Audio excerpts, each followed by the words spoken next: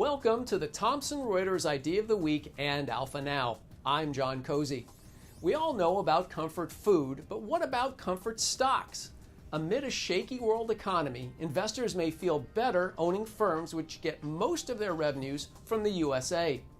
We call our stock portfolio Sold in the USA. It contains firms with at least 95% of revenues coming from America. The portfolio's 22% total return is ahead of the 18% for the S&P 500 over the past 2 years. Let's find out why. This attribution chart from StarMine shows how the sold in the U.S. portfolio weightings compare to those of the S&P 500. As you can see, the tech sector makes up less than 2% of the portfolio compared to almost 20% for the benchmark S&P 500. This makes sense since most large firms sell globally. Techs led the general market most of the year but have underperformed lately, highlighted by a string of disappointing earnings by the likes of Apple, Microsoft, and IBM. The sold in the USA portfolio is helped by their absence. The portfolio also avoided struggling PC makers Dell and Hewlett-Packard, down about 35% and 40% year to date. Energy stocks only make up 5% of the portfolio weight versus 11% for the S&P. We're excluding names like ExxonMobil and Chevron, which have underperformed so far this year.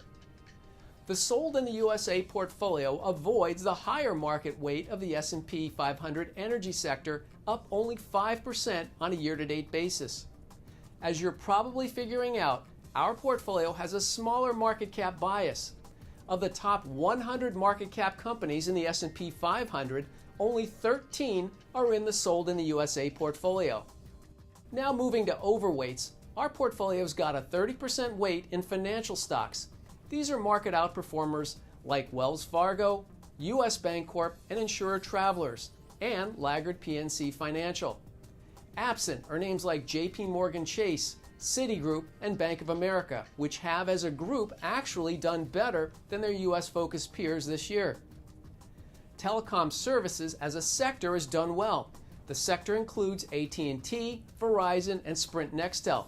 It comprises a hefty 14% of the sold in the USA portfolio, compared to just a 3% telecom weighting for the S&P 500. For a list of all 150 names in the portfolio, you can click on the PDF attached to this video on the right. You can also go to alpha-now.com and search Sold in the USA. For the Thomson Reuters Idea of the Week and Alpha Now, I'm John Cozy.